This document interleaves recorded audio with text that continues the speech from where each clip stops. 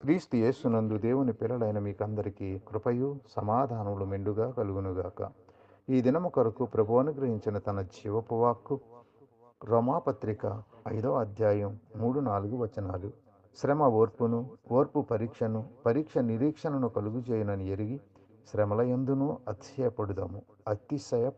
అతిశయము. క్రైస్తవ విశ్వాసంలో క్రీస్తుతో శ్రమానుభవం అనేక విషయాలు నేర్పిస్తూ క్రీస్తు మనతో ఉండి మనకు సహాయకుడిగా ఉంటాడు అని నేర్చుకుంటున్నాం.